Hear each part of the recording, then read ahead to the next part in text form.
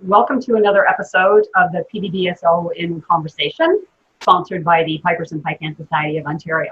My name is Trish Kirkwood, and I'm the chair of the music committee of the PPBSO, and I have the great pleasure today of interviewing Bob Worrall. But before we begin, I just wanted to talk a bit about the webinar style of conversation that we're going to have today. You will be able to see me, you'll be able to see Bob, but you won't be able to see any of the other participants. You won't be able to join in on the conversation. If you do have a question that you want to ask, there is a chat button, I believe it's red, on your screen, and you can actually type in your question there. And hopefully we'll get to some questions by the end of our session.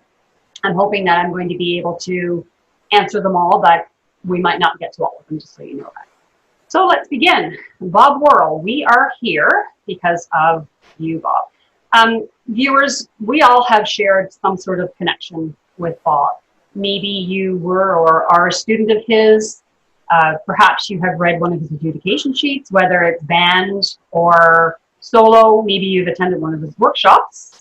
Maybe you've played or listened to one of his many tunes. To say that you share a connection with Bob Worrall is a really pleasurable thing indeed. So at this point, Bob, I'd like to welcome you, extend a warm welcome to you to today's session. I'm really excited about this, and I know this hour is going to absolutely fly by. So welcome, Bob.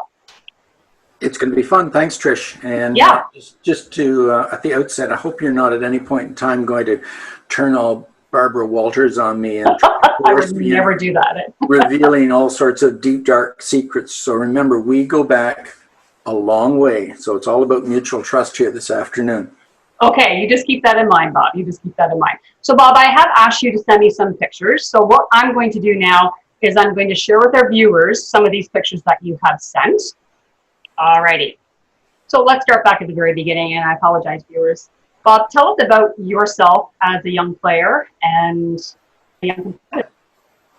Sure. Well, I come from a little village in Bruce County here in Ontario, and the village is Teeswater, and they were trying to get a pipe band going in the village, and the village brought in a teacher from Godrich, another nearby town over on Lake Huron, Bill Miller, who had come over from Northern Ireland a few years earlier, and they brought him in on a weekly basis, and I was in grade 8. I was 12 years old, and just itching to take up the bagpipes. I was taking piano at the time, but I was bored with the piano. Anyway, jumped at the chance and took my weekly lessons there. It was quite interesting. Bill Miller was a great teacher of kids and a great motivator, which I think is one of the keys to being a good teacher.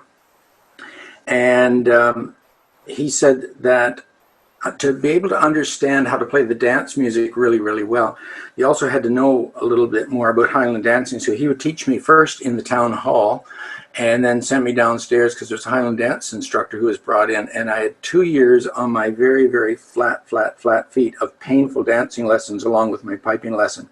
I couldn't wait for those 2 years to be over. But anyway, started in October of '63, got my pipes a few months later. A set of Granger and Campbell. I remounted drones and went in my first competition. I think it was about 1 or 2 months later. I was probably horrendous at that point in time. The judge was the late John Wilson, and he was very, very, very supportive on the score sheet. And fast forward a few years later, I ended up going to him for lessons for quite a number of years. In those days, we only had amateur contests based on ages, and we hadn't moved to the grades 1, 2, 3, and all of that. And I had to go into, I guess initially 14 and under, and then it was into for 1 year, and then I was into the 16 and under. And then when I went into the 18 and under, I competed in one contest. I remember Sandy Keith, the late Sandy Keith, was the adjudicator. And on the score sheet, he said, because we just moved to grades, and because of my age, they put me in grade 2, but he just wrote in the score sheet, grade 1 next contest. So that was it. I played one contest in the grade 2 up to the grade 1. And I won the overall amateur at Maxville that year, and then the following year, and then they bumped me up to the professional. And then won the North Americans overall at Maxville in the professional the first time, I think in 1970. Won that 7 times, and of my 13 years doing the pro circuit, I think I got the overall champion supreme title, something like 12 of those 13 years. Very good. And but it was primarily until the mid 70s on the Ontario circuit, not elsewhere in Canada. And was Bill Livingston, who had been going over to Scotland, and Ed and I had lived over there for a bit and was going over. And John Goodnow was another from Detroit who'd gone over. But Bill was really encouraging me to go over and test the waters there. So I went over for a couple of years in the mid 70s, and then did well in 1977 at Inverness, winning both the March and the Strathspey Reel events at Inverness. And there were no grades in those days. Everyone was thrown all together. And I still, in the pipe case downstairs, I found it when we were doing a bit of house cleaning this past winter. My number from my lapel from that. Oh, wow. Wow. It was number 84 was my number at that contest. Alistair Gillis won the junior title that year, and Bill won the gold medal. I won the 2 light music events, and Alistair won the junior. So it was a great day. Played in Portree, Glenfin, and a few of the other contests. Portree was really quite interesting because everyone tuned up in the kitchen at the Portree gathering halls. And that was my first time meeting, because we were all tuning up back there, the late John D. Burgess. And I was a hero worshiper, and I was speechless when I met him. Anyway, the long and short of it is everything's in the back kitchen there, and they've got the water jugs for the whiskey glasses when they would have their gatherings out in the main hall. But there was this one water pitcher that stood out, and after meeting John D, and I was like, oh, look at that. And he said, you like that? And I said, I love it. It's fantastic. He said, take it. And I said, I can't, that's thievery, John. He says, no, they get them from the distilleries. It's not a problem. It's just promo for the distilleries.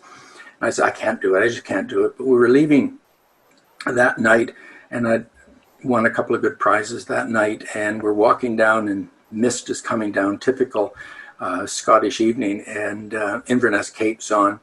I have to admit it, smoking in those days. John D says, Bob, I wouldn't mind another one of those Benson and Hedges. And I said, absolutely. So I got on the Benson Hedges. He was probably the most elegant smoker I think I've ever seen, because he always did it with a flourish. Of course, yeah. He did with the flourish, and they reached inside his Inverness Cape and went, and there was the water pitcher. I cherish this. Like some people may cherish medals and trophies, I cherish this because the late John D. Burgess stole this for me. Now, his daughter Margaret, who I'm in touch with fairly regularly in Inverness, knows the story, and she said, that's wonderful, Bob. Typical of her dad. Didn't go back to Inverness after that because I was going into teachers college, and then I got a job right after that here in Halton teaching high school. And the school year when it started, Inverness was always just into September, and I wouldn't be able to go back.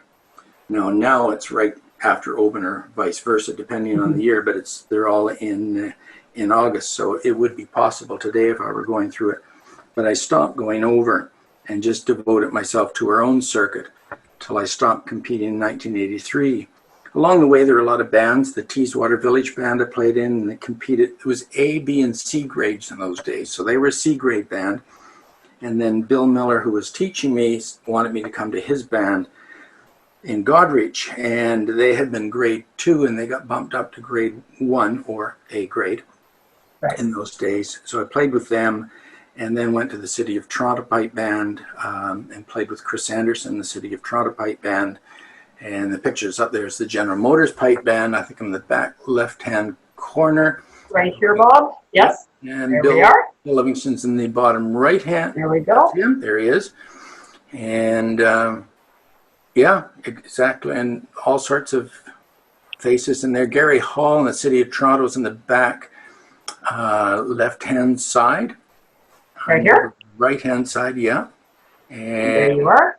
Chris Anderson, pipe major on the bottom left, was an absolutely brilliant player. Originally from Fife. And Luke Allen, of course, in the middle there was our bass drummer. And some great personalities there. If you go for where Chris Anderson is, over 4 players, there's a very young, one further to the left, go to the left. Right here? Bingo. A very young, slim Jake Watson. Oh, wow. He was about 15 at the time when he joined the band. I might have the age wrong, but I think I'm pretty accurate on that. Very good. And, it just, when the General Motors Pipe Band took a sabbatical away from competing in the 1 year, and I just devoted myself to the solos. And when they went back at it, I stayed doing the solos, and then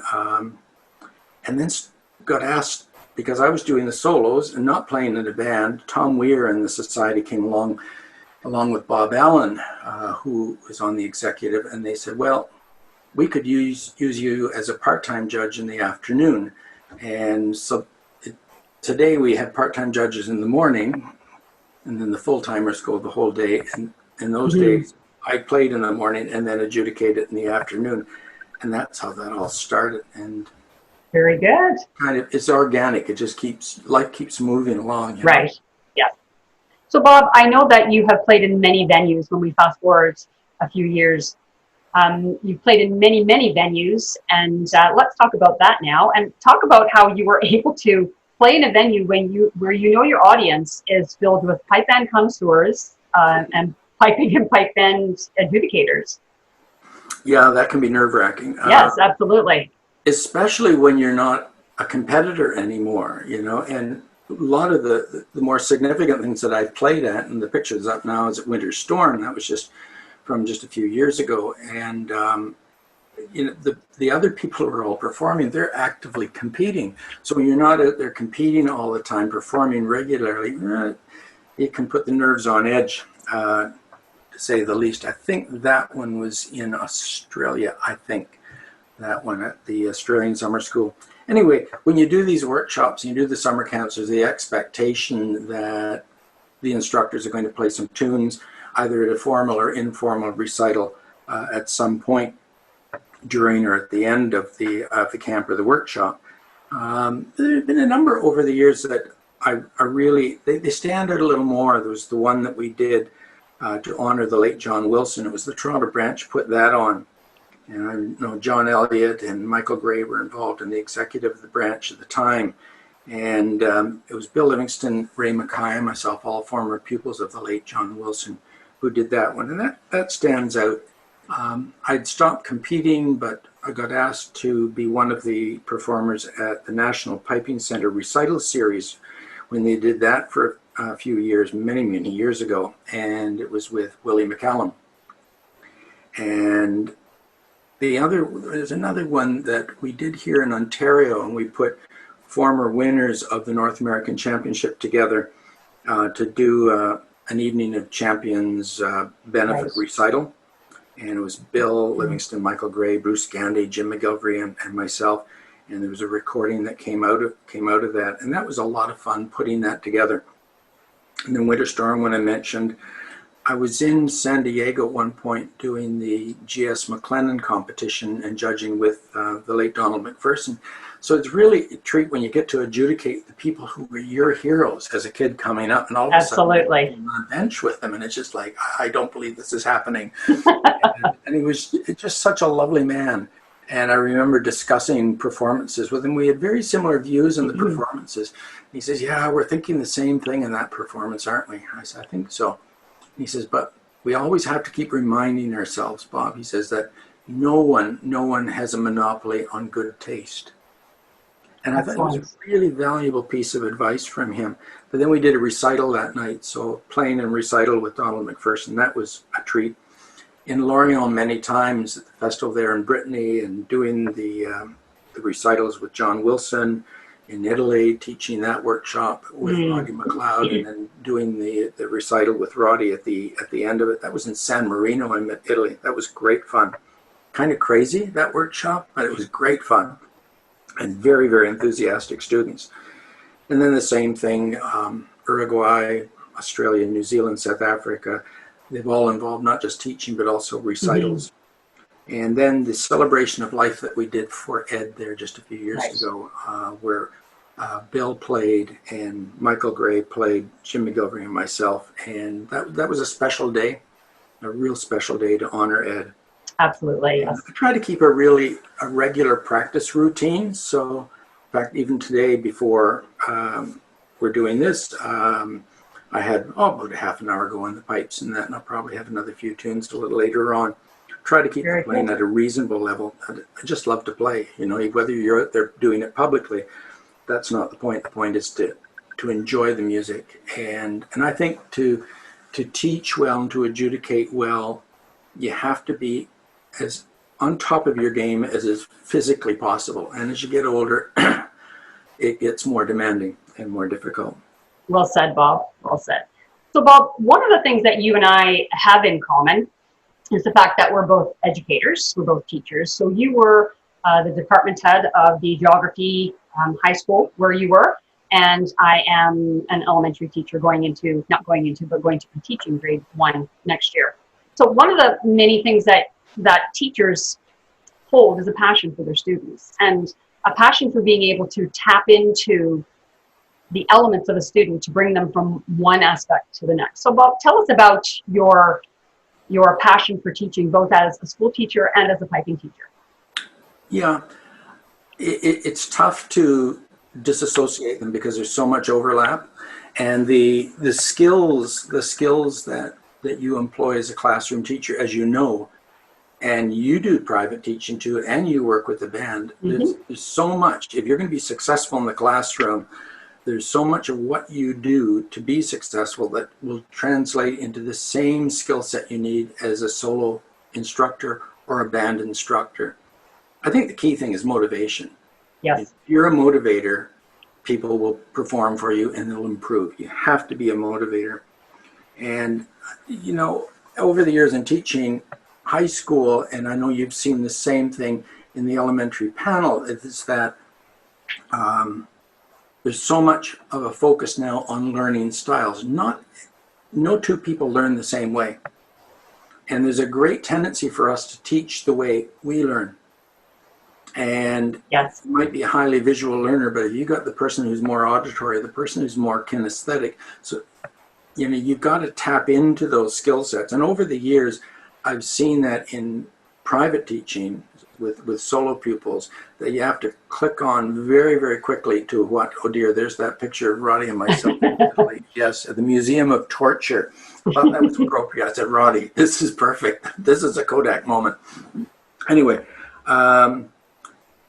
so I use that all the time, very, very much so, and learning styles, motivational skills.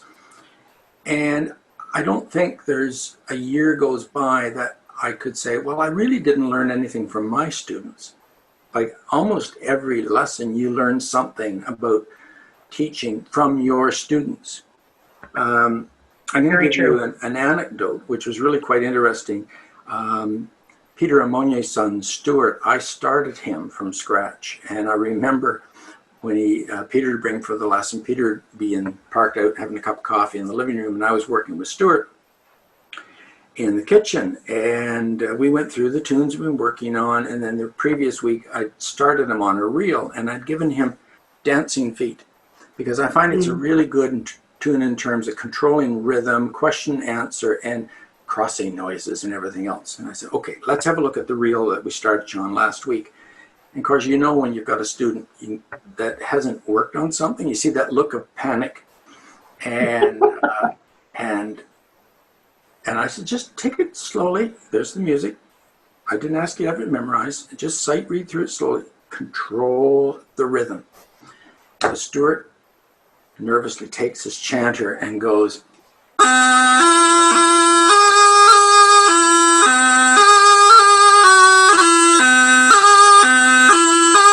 Of course, Peter comes around the corner and his jaw drops. And I was learning something at that point in time, and I just to Peter. And when Stuart finally came to,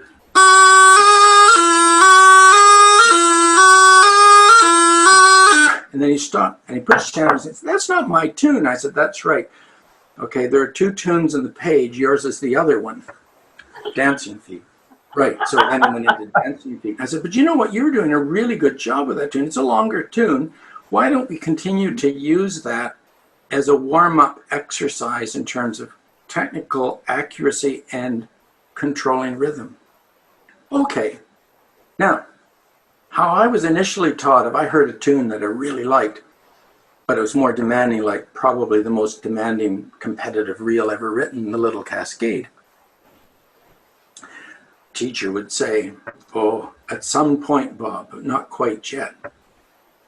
And we tend to do this. We shut people down from progress quite often, rather than say, that's one of the biggies, but we can learn it slowly, controlling the rhythm, but in a musical fashion, and expand a player's horizons, I think. And because in other musical genres, they don't block people like we tend to. So I think that's food for thought. And I learned something really, really, really valuable that time. And I think the classroom skills have continued when I helped redesign our solo score sheet so that it gives the player feedback in terms of levels, in terms of their musicality and their tone and their technique. A great way of nurturing people. And that all came from what we do in the classroom. Absolutely. And of course, a lot of what we do in the classroom got applied to a lot of the training techniques and everything that we use, and the examinations as we put our adjudicators through a certification process in a formal way. So I'd say too that rather than teach by instinct, oh, that feels good, or that feels musically really good, I tend to be much more analytical. So I plead guilty on that one. And I'm much more analytical in terms of musicality, the technical aspect of a performance, and the tonal aspects of a performance. I teach that way and I adjudicate that way. Right. And I think that allows the pupil or the band that you may be working with to have a skill set that they can then apply to other tunes and things that they're working on. Now, the private teaching started back in the 1970s, mid-70s. I was still competing. I think it was about 1976. I was living in Toronto. I had a break from my graduate studies at the University of Western Ontario, and I taught as a sabbatical replacement at the University of Toronto. And I took on a number of pupils from that area, in particular the old Glenmore Pipe Band. And but since retiring from the classroom about a dozen years ago, that's freed me up to take on a lot of additional pupils at the house here via Skype. The Skype ones are like Australia, Singapore, South Africa, the US, and the rest of Canada. Wow. And I love it. The Skype thing is, the only tricky thing there is figuring out the different time zones or the different days if it's Australian. I'm looking at that picture you've got up now. It's from the Gaelic College days. That's right, yeah. And Brenda Nash and myself leading all the pipers down. Yep. And if I'm not mistaken, Bob, I believe it's Finley in the background. That's Finley McNeil. God bless him. Yep. In the background, taught with Finley for a number of years. I was there for 15 summers. Wow. And Finley's daughter, Katrina McPhee, right. lives in Inverness, and I'm in regular contact with her. And aside from just being a piper, we have something else in common in that although she teaches in Gaelic, she's a geography teacher. Oh, very good. I did not know that. I did not know. We try to stay in touch when we go over, and just that's that picture. That's the kind of enrollment that we got when I was going there, and it was just jam packed. Yes, absolutely. In the back there too, and all this picture. Oh yes, okay, right. Yes. Yep. So Bob, I certainly hope that you own the rights to this picture. Okay, here we go. Okay. Oh, and I know Hugh is listening today. Sorry, Hugh, but we did have. We had an agreement. The instructors. We always would do an instructor's recital, and we'd go out and we would do something serious, as either as an individual or I'd play for a drummer or something like that. And then the students always knew at the end we would come back and do something ridiculous. The Highland dance instructors decided that we should do some choreography. So they were going to have us go out and do a dance. pure and simple, just to dance. And it was in the days when the Spice Girls were really quite big. So it is a few years ago. And so we agreed we would do it. And of course, the day that we had practiced it, the day we were to do it, the instructors, the dancing instructors came in and they had costumes for us. And he was quite fetching there in that purple number. He is, yes, yes. And we have Doug Stronach here.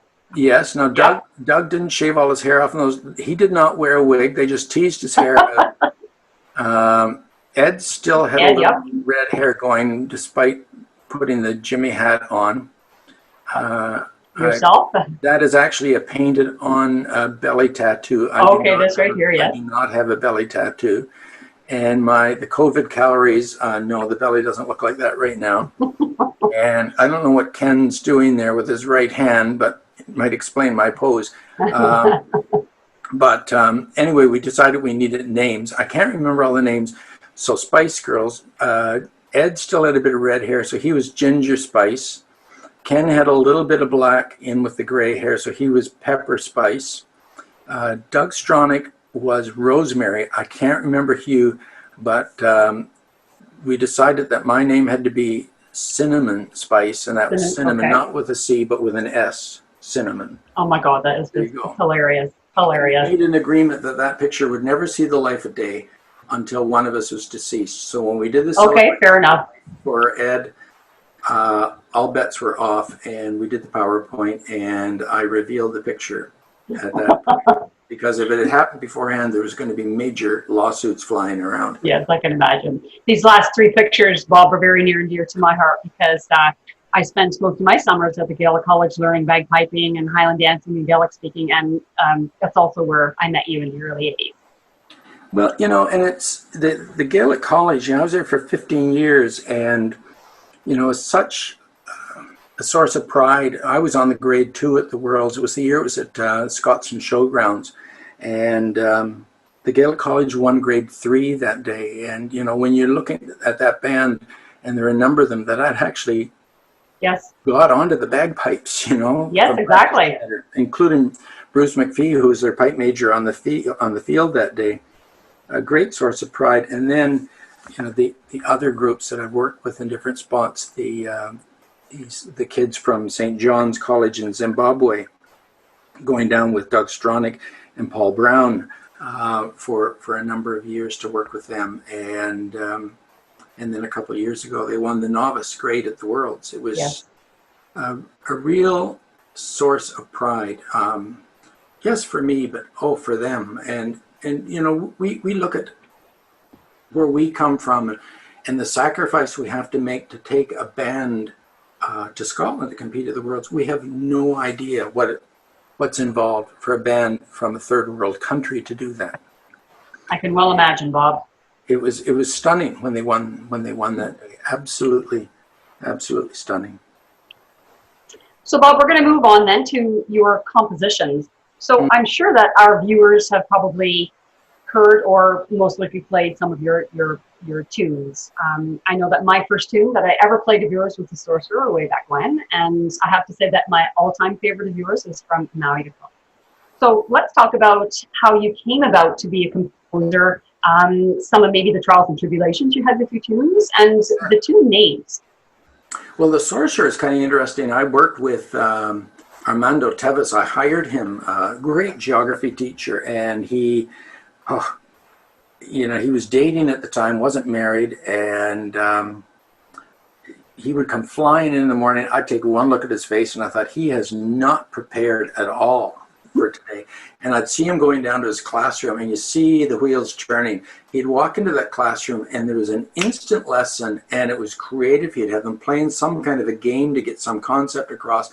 I got a hold of him one day afterwards. I said, how do you do that? I know you were not prepared today, and you went in there and delivered a stunning lesson.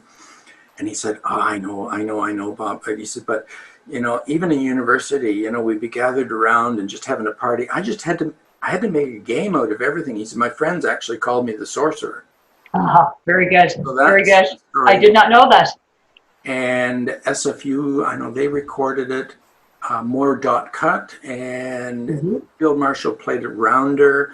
Willie McCallum likes to play that tune, The Sorcerer. The first tune I ever wrote was St. Ninian's Parish Centre Ceilidh, believe it or not. But it was one of these situations where I didn't have a first and second parts. I had this part that went,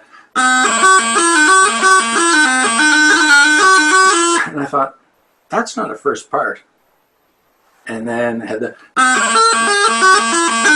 so that's a fourth part.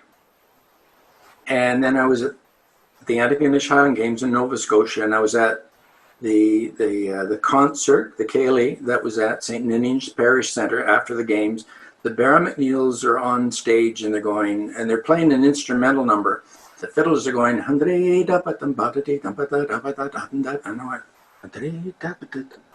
instead, so the start at St. Ninian's Parish Centre Ceilidh is directly lifted from that jig, and then it goes on its own journey. And it happened that night, and it was like, I'm listening to this, and I thought, I've got the first part. I've got it. So it was back to the hotel room and scratch something out. So I think the key there is never force the music. Never force it. And something might come to mind, like a little phrase or something like that. You know, the 12/8 return from Glengarry, initially the part, when I wrote it the one night, ended with, and the next day I went to school. I came back from school, and I thought, I wonder if I can remember how I wrote that thing last night. And I had the music written out in pencil here in the study, and I just stood at the chanter, and then I ended the part. And I hit a low G, and I thought, that's wrong. And I went, hold on. I thought, oh, I like that low G. Out the eraser, changed the tune. So not get too committed to it. Names were coming back.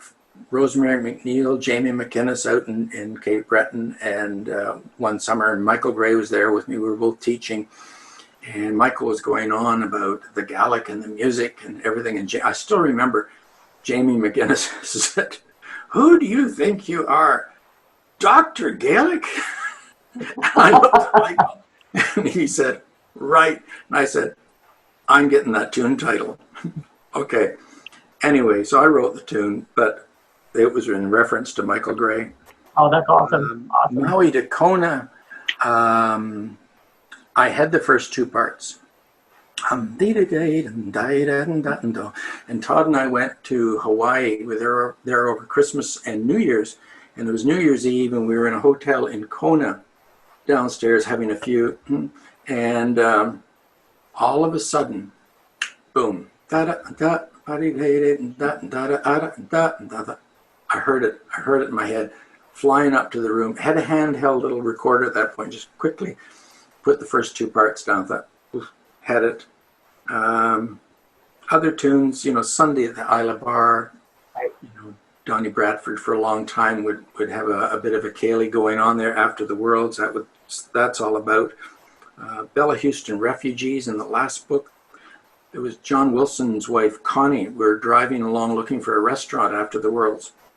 And around all the pubs, people were on the steps, like hanging onto railings, people in kilts, you know, after the Worlds. And Connie says, well, there you go, just another load of Bella Houston Refugees. Tune title. There's the tune. Now, the home record, I know Jack Lee recorded that jig. I can't tell you the story behind that one. It would incriminate two people in particular, so we'll leave that one alone. I think I know it. And other tunes, the hornpipe, Nancy Taylor, written for friends, Drew James McIntosh, former student, great friend, John and Connie's 40th. Michael Gray published that hornpipe in his last book. It was written for John Wilson and Connie Wilson's 40th anniversary. The 1 week in January, a jig that he also published. That was written for the Live in Ireland concert in Glasgow a few years ago that John Wilson and I emceed. Ian Cayley's Waltz. That was an interesting one. John Wilson requested a tune for his son and future daughter-in-law's wedding. I thought, no, the great John Wilson wants me to write a tune for the wedding. And I said, right. And like, I just don't do the commission thing. And it's just when the mood hits you or a phrase is in your head or something, and then it goes from there. I said, right, okay, the pressure's on. What did you want? He says, oh, you write great waltzes. And I went, I've only written one, The Maestro and the Minions. And he says, oh, well, a slow air or something like that. But he wanted something that they could dance their first dance at the wedding to. And I was stressed on this one, and I was flying to South Africa via Heathrow, and I was in the Heathrow airport for the day before the connecting flight down the next night to Johannesburg. And there's one little sequence of notes, but I thought, that's not the start of a tune. That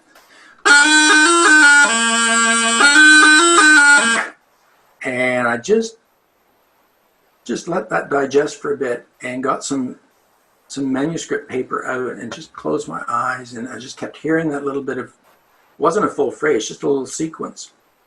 And then all of a sudden, boom, it came that.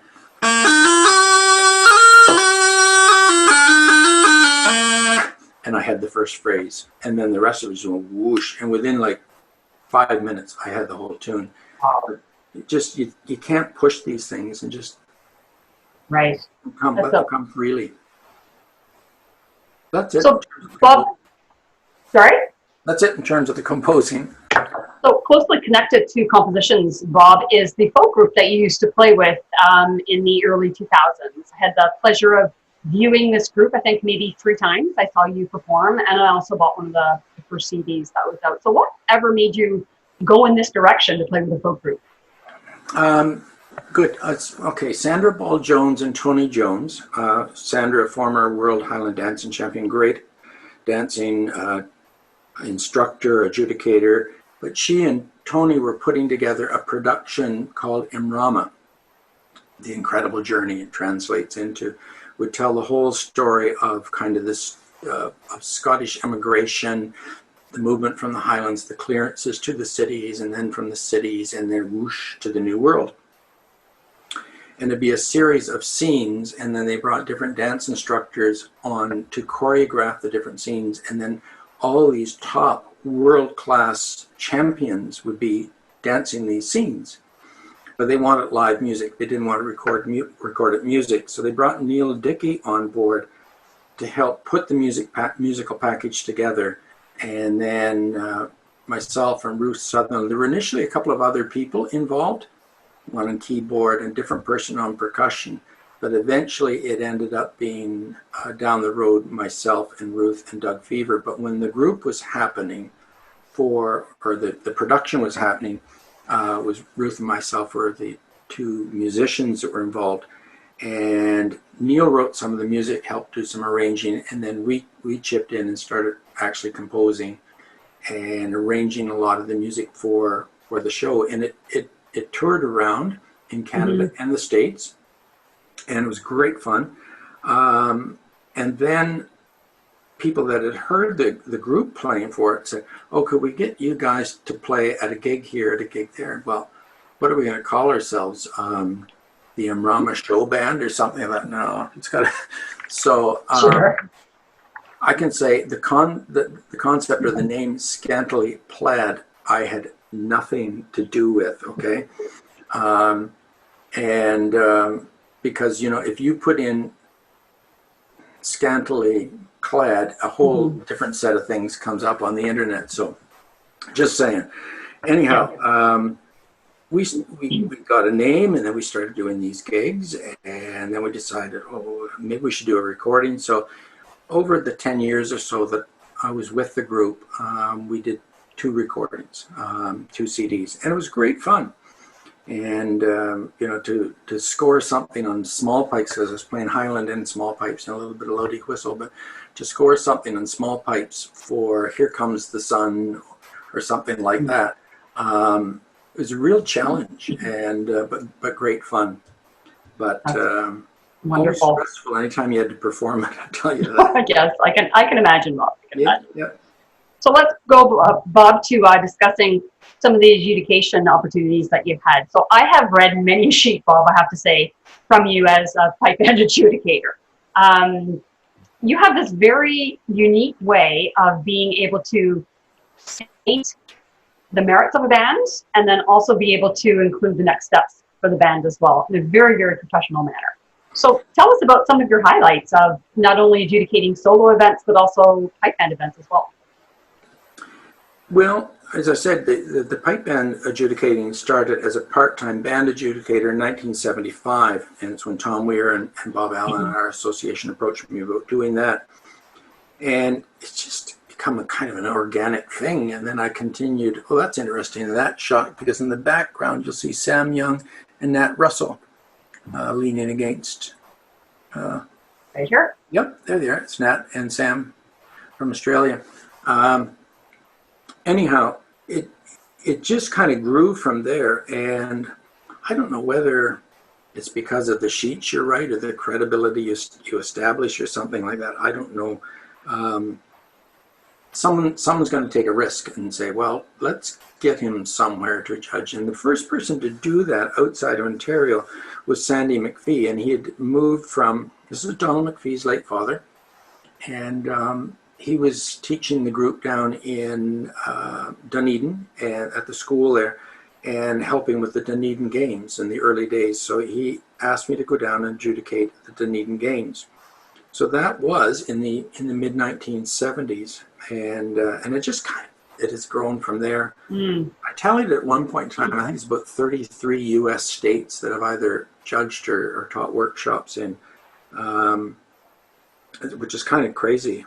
Obviously, nothing's happening this year. Very true, yes. And then in 1989, I was asked for the first time to judge the Worlds, and there's a picture with Ian Embleton, who's the chief executive officer of the RSPBA, George Usher, the president of the RSPBA, and John Hughes, who now has the top position in kind of executive position, if you wish, within the association. And I got asked to go into the middle of the ring with Jackie Bird, and I thought we had done all our filming bit. I didn't understand what that was all about.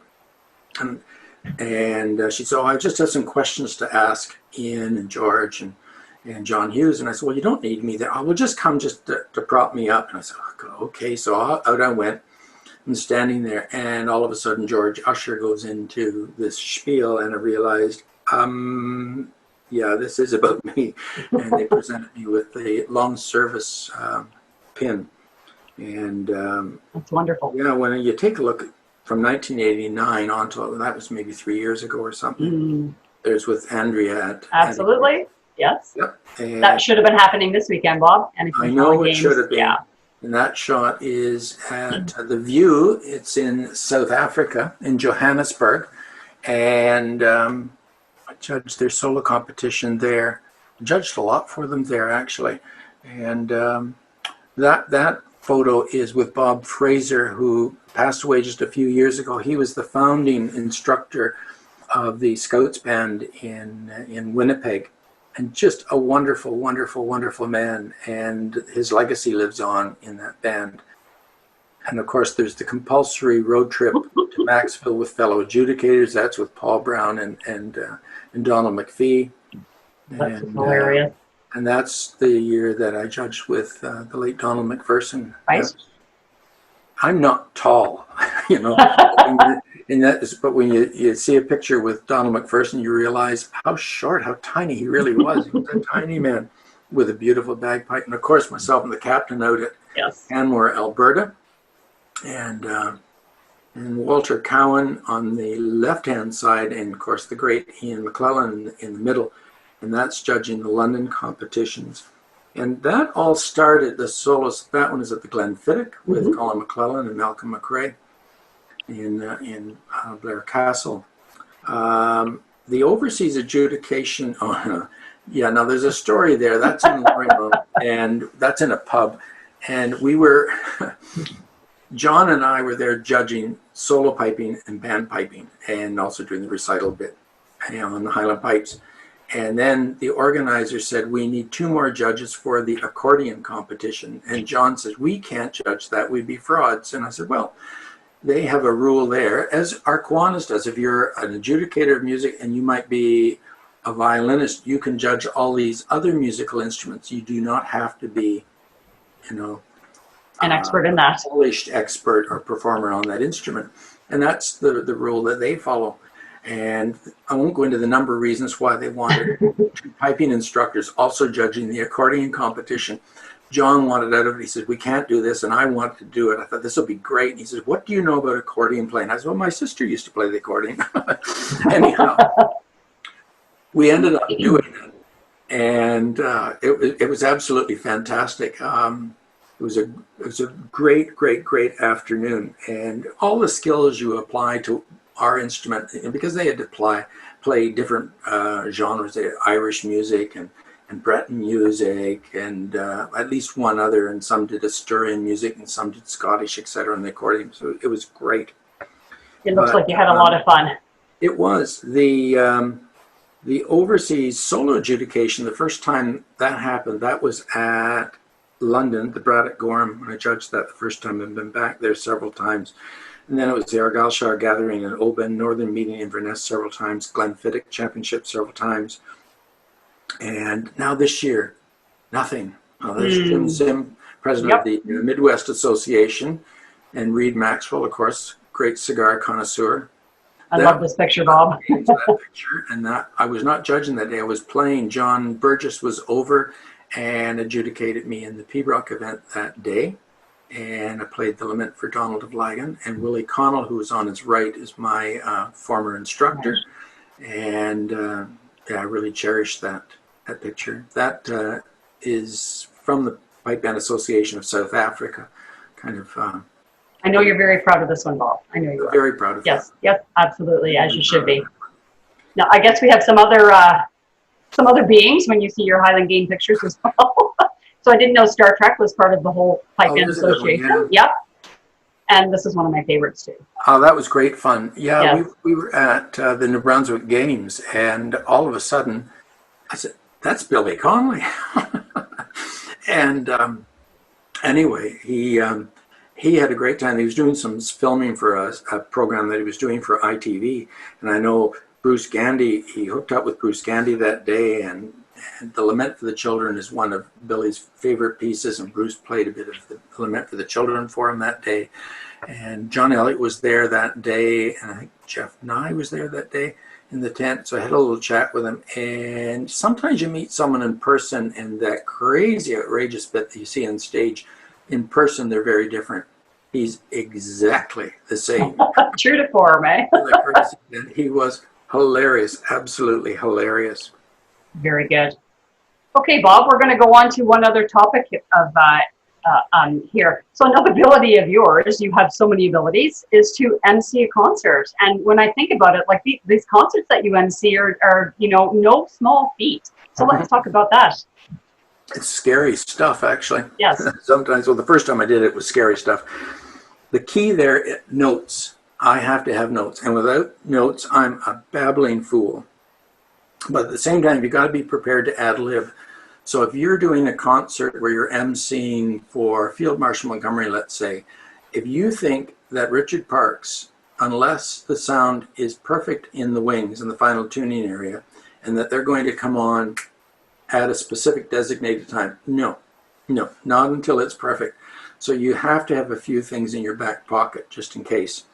And interesting. I think the other thing that's made it easier over the years, especially over there, is that, when you got the lights and everything, and you got this 2,000 plus audience in front of you, in that audience, there's so many great friends out there. And as long as you just keep that in your head, there's a whole comfort level, that comes over you when you're doing it. Yes. And the other thing I think is never take yourself too seriously. You just can't, because you're going to make a right fool of yourself at some point in time during the concert. It's going to happen, and you've got to be able to laugh at yourself. And you have to also remember when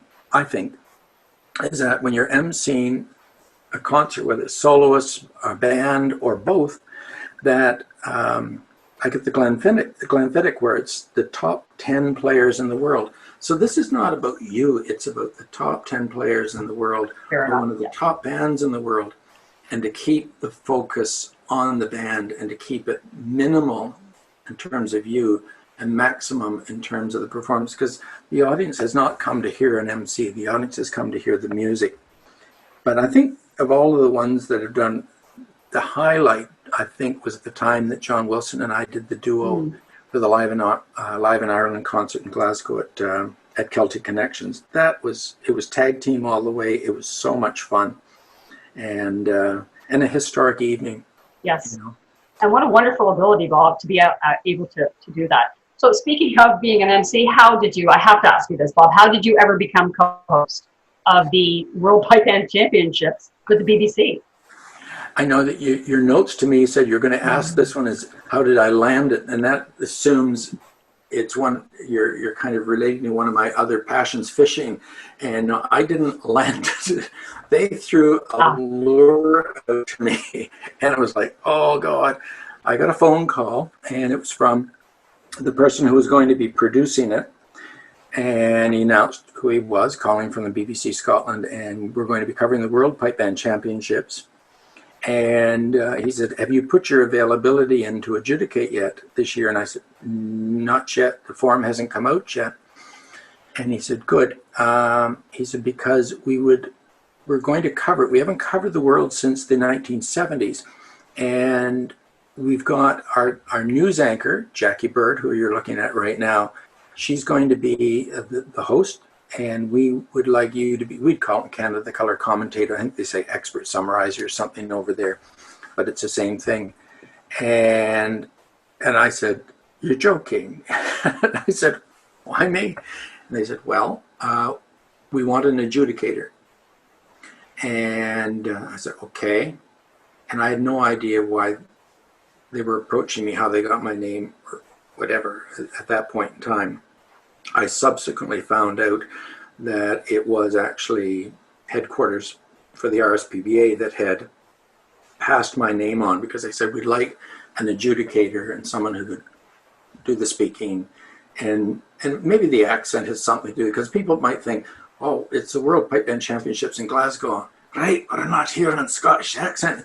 I said, no, you're not. They said, maybe they want an accent on there that everyone can understand. I'm not sure why, but anyway, I said, I'm not going to give you a direct answer. How long do I have before I say yes or no? And they said, we'll give you 2 weeks. I said, okay. And so I sat Todd down. I said, we need to talk about this. I could make a right fool of myself on this. My credibility could go right down the toilet and all that. And I had asked them, I said, describe my role. And they said, we haven't done this since the 70s. We can't define your role. You'd have to kind of define it yourself. So Todd said, do it. And so I did it. And it was great fun. Now, the first 4 times we did it, there was no live stream. So I was commenting as the performances were going on, and they would integrate bits and pieces of that into the TV program, which would air the following week. And you could also hear online on the BBC the performance without commentary, because he said, listen, I don't want to hear that fool Worrall babbling on during the shots and Dyke had March and Strathspey Reel. I just want to hear the music, okay? Let's just shut him out. Well, you had that option. Now, they subsequently just put them on clean with no commentary, but they integrate commentary into the program. But I do comment during all the performances now. You don't hear it in the live stream, but then if there's a snippet in one of the bands that ends up like making the prize list, and I say something that they think is good, that they'd like to use, they'll take that little segment, edit it into the actual program. So you're talking nonstop from 9 o'clock in the morning straight through the end of the day. And then we just wait for the results, and Jackie interviews the winning pipe major and a few other things that we say at the end, and then that's it. But I tell you, the whole team, they're just amazing. The BBC Scotland team. Gregor Sterling's been on it virtually from day one. Graham Mitchell, who is in one of the earlier photographs there, executive producer. One of the earlier producers was Brendan O'Hara, that I worked with for a couple of years. He's now an SNP member of Parliament and also a piper. And very good. But Jackie she's the consummate presenter and great fun to work with. And you might think, oh, well, you're like, she read the news and she's enthusiastic and all that, but pipe bands, she loves pipe bands. And she describes it as one of her favorite jobs of the year. And she has her favorites, she's got to stay objective in her role. Yeah. But meanwhile, she'll come running in. How do they play? How do they play? One she's rooting for, and all that. And it's really been good. And she'll have these little goals. If the field marshal has won, and she's interviewing Richard, and she'll look at me and she'll say, "I'm going to see if I can make him smile." And so that was her goal. And I remember the first time Inverness won. And she was on stage with Stuart, and all she had to say was, "How do you feel?" And the tear ducts opened. When she came off, I said, "Well done. You're probably the only person that publicly has managed to make Stuart Little cry." That's great. And then, of course, her interview with Terry Tully after they won, and even when she'd do the interviews out the chute after they finished playing, her interviews there and with Terry, she loved interviewing Terry because he's just so genuine, so down to earth. And what you see when you chat with him in person, that's Terry 24/7. He's always the same. And he was always one of her favorites. But it's an exhausting day. You saw in the booth there are 2 microphones, and I've got my live stream microphone, and then I've got the other microphone, which is for the commentary during the performance. So there's a performance microphone, live stream microphone, and you're giving some direction to the producer, the director, because cameras have to switch, and here comes the reel, and I'll make sure that they know. So I say, you've got 4 bars till they enter the reel, so they might want to switch to the bass drum or a different camera angle, because you've got all these different cameras and microphones. And I'm getting all the microphones into the headset in my booth behind the stands. So I'm really getting an ensemble effect. And so little blips out in the field, you might say, oh, there's a blooter of a mistake. All I hear is a blip. Okay? Right.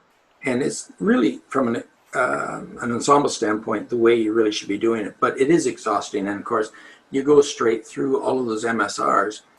And you could be in the stands, and after 8, you say, I got to go to the toilets. Okay, I'm going to miss the next performance. And there's not time to even go to the toilet between bands, because I have to talk during that. So it's, and you're trying to keep the throat lubricated. So, yes, I bet.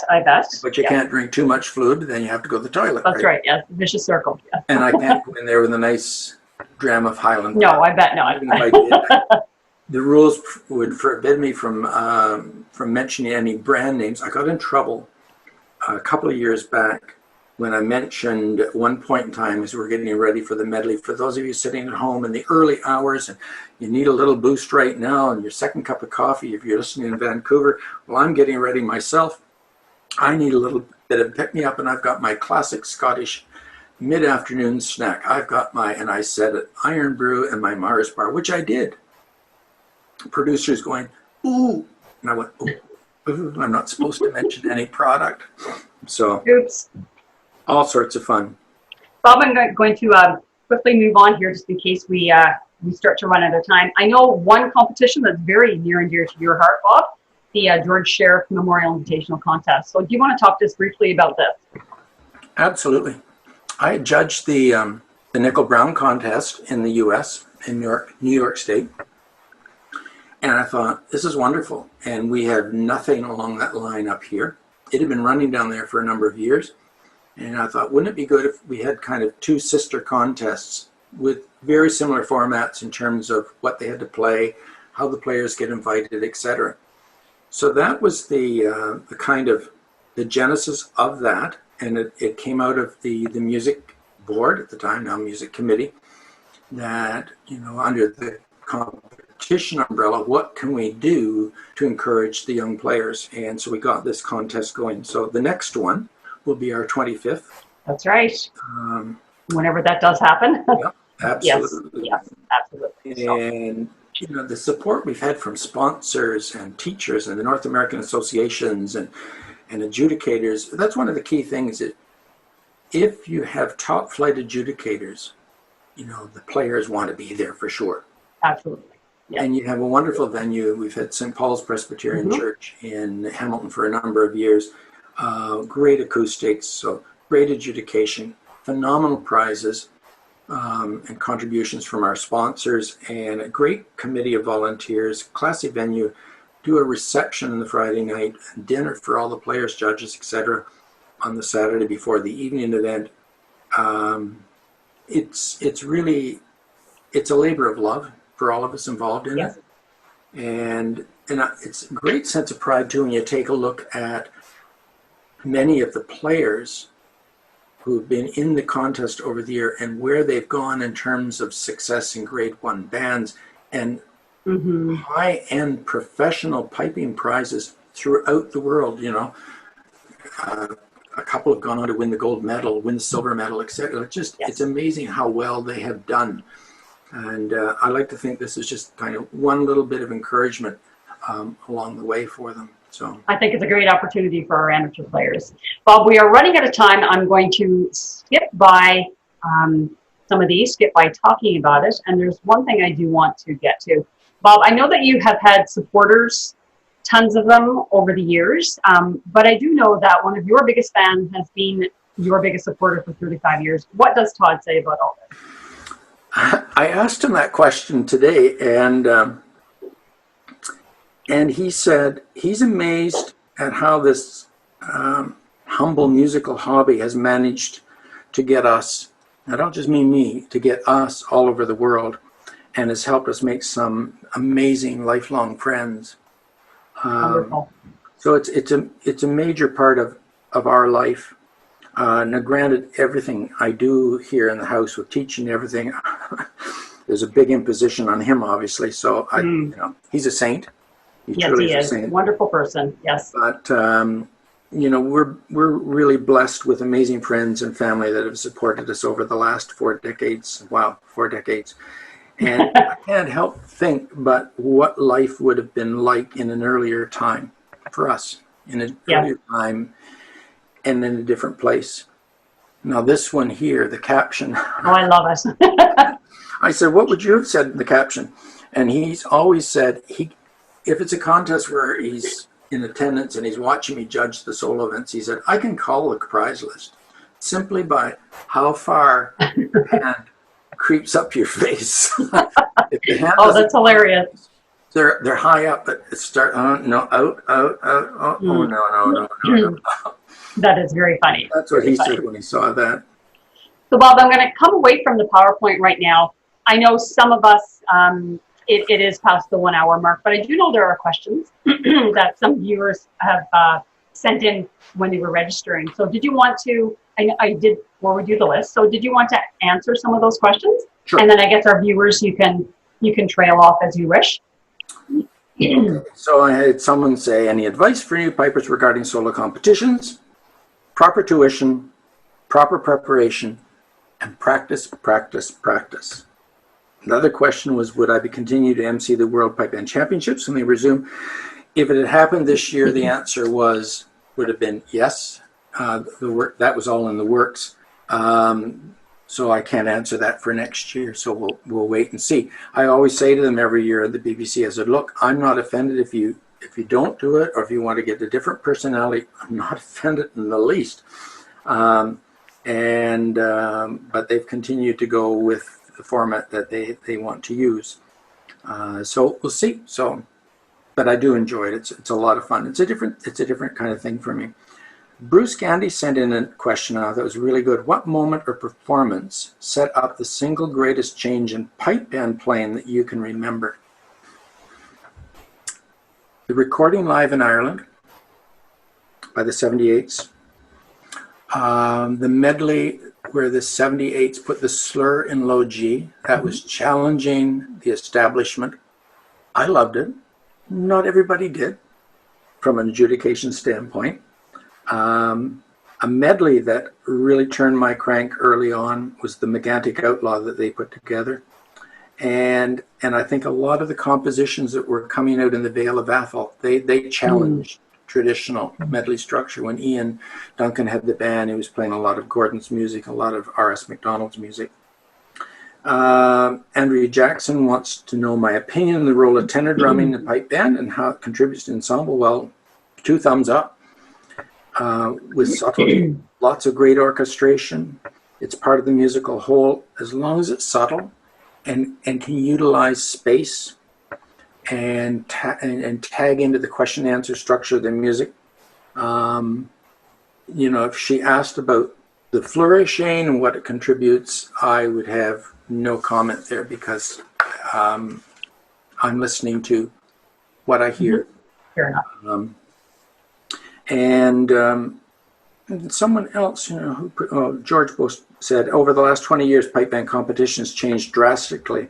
And what changes would you say had the most impact on the way bands play today and how you see it changing, if any, in the future? I'd say challenging music, the level of demand in the music and the skill level in the bands has gone way, way up. I agree, Bob. And a lot of contemporary tunes being played in medleys these days. And the medley structure, it has evolved to a point in terms of use of harmonies and transitions and everything else. I don't know how much further, given the present format, how much further it can go without a change in format. And of course, I'm now hinting at the direction of concert style formation, Yep. which I think we're in the precipice of that being. I think we are as well. Trialed in a couple of situations. Donna Hawkins wants to know what's on my piping bucket list. I don't really have a piping bucket list. I've travel bucket lists, and if it involves piping, great. So let's just say playing bagpipes on the Great Wall of China. Okay, fair enough. Playing bagpipes on the edge of the Grand Canyon because I want to get, or playing bagpipes at Machu Picchu because I want to get to all these places. And let's see, Jason Baird, do you think once with the coronavirus that we're going to see different bands land the top spot when we go back into competition? Well, I'm an adjudicator, so I have to plead the fifth on that one. So no response on that one. And well stated. Bobby Durning wants to know what's the aha moment for you when it comes to understanding Piobaireachd and seeing that understanding translate to your own playing. Bobby, over the years, there have been so many aha moments for me in both Piobaireachd and light music. And I'd say when you're trying to get the feel of music across, you can talk about expression, how to hold a note and shorten a note and bend the phrase around a little bit. The feel has so much to do with finger tension and finger elevation, when to bring the fingers up, when to keep them a little closer to get the proper feel. And for me, one of the big kind of ahas for me is when I went for many, many years of lessons with the late Willie Connell, and he really emphasized question and answer phrasing. And question and answer phrasing is in all good music, whether it's pop music we listen to in the radio, classical music, or our own bagpipe music. Then Kelsey Land was asking, future, will we abandon the competing circle, 2-beat roll-offs, all of that kind of stuff, to 3-beat rolls actually. And I'd say we're getting close to having, at some contests, the concert style formation for medleys. They've been doing it in Brittany for years. It's fantastic, and we just have to find a way of making it happen. And then Brandon Ward asked things I got from instructors that I pass on to students. I think the question and answer phrasing, and then other things, the finger tension, the elevation, my own strategies that I've come up with in terms of technical accuracy and handling rhythm and embellishments. And I talk about rhythmic reference points, a GDE and then a Turluth back to back to get the Turluth opened up. All sorts of strategies like that really help a great deal. Tim Murphy wants to know, when I was a high school teacher, did I make students listen to you practice during detention? Yes. When I taught at Lester B High School and I was still competing, and of course I'd finished the school day and I had to practice because I was going into competitions, the Livingston competition was coming up and all of that. I'd play in my classroom at the end of the day. So if someone had a detention, you're in here with me, bring it home. I love it.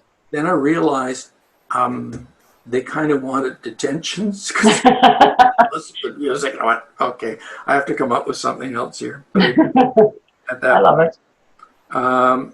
Rob McCarthy wants to know what the PPBSO could do to serve its members better, and he mentioned it or questions that in a number of ways.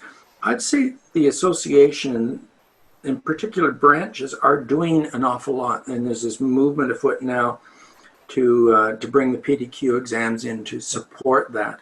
And some bands are doing it, and the Ottawa branch has done a great deal in that. In fact, we were ready to do another couple of rounds. I was going to go up and do some assessing on that, and then travel, and that had to be terminated for the time being. But they'll get back onto that. But I think that's a real important move. I do as well. Absolutely, yes. And there's a question from John Mitchell regarding competition in the amateur grades. There are obviously different expectations of the player, but also seem to be different focal points for the judges in preparing for contests. Would you recommend studying past winning performances of the grade to get a sense of top quality for the grade? Or just open professional performances?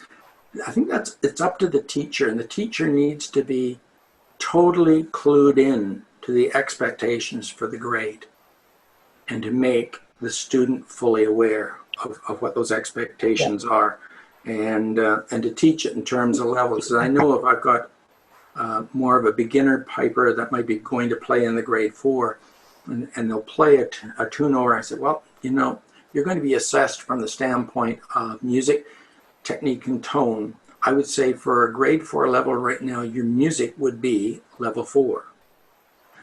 Your technique might be a level 3. Now, we got to solve this steady blowing issue because you're level 2 there. You got all these chokes going on. Okay. Yes. So as long as the teacher understands the grade level expectations, we're fine. And Mitchell Arnold asked what made me decide to retire from competing in solo competitions.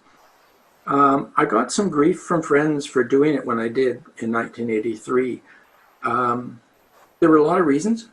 Some of them, career related and everything, and some of them were really deeply personal reasons. And you have to do what's right for you, so you're happy and you're happy with the music. And so no regrets in that regard. And he also asked, is there a time in my competing career when you felt you were playing well and weren't getting the results? And I went, not really. And how did you work through all of that? Well, if the results weren't coming, but I still felt I was playing well, I would feel I'm not playing well enough. So I just stay positive and practice more, practice more, practice more, practice more. Good words to live by, Bob. Absolutely. Bob, we're going to wrap up this session now. I want to thank you for this past hour. It has been an absolute pleasure, a delight. I was really nervous going into this, but you have made it so totally comfortable. And I know our viewers probably are feeling the same way. And I want to say on behalf of our viewers, thank you for this past hour. And I hope, and our viewers hope, the day comes when we're going to be able to see each other in person again. So viewers, thank you. Go ahead, Bob. And thanks to you, Trish. This was fun. I needed some liquid courage. Mine is coming shortly. Highland Park, by the way. Oh, is it? Okay. and thanks to Andrea Boyd, who convinced me to do this. It's tough to say no when Andrea asks you to. I absolutely agree, yeah. And to Tyler Rich for facilitating the technical side of today. It's young folk like Tyler who reduce the stress for those technological Luddites like myself. Absolutely. And in fact, I wanted to personally thank Tyler for all the background work as well, Bob. And I wanted Tyler to show himself to our viewers, because Tyler, I think you do need to, you need your face shown here. Come on, Tyler. There we are. Yay, Tyler. Thank you. Thank you, Tyler, for all your support and the background work. And Andrea, I did want to thank you for your encouragement as well. A personal thanks. So everyone, this is the conclusion of our episode. Thank you so much for tuning in today. Just to give you a brief view into what's coming up, on the 14th, we have our music committee member, Kyle Heaney, who's going to be interviewing Andrew Lawson from the Shops and Dykehead Caledonia Pipe Band. And we also have Andrea Boyd, who is going to be interviewing Bill Livingston, I believe, on the 18th. So that's what's coming up. So thank you, viewers. Have a great day, and we'll see you soon. Bye, Mom.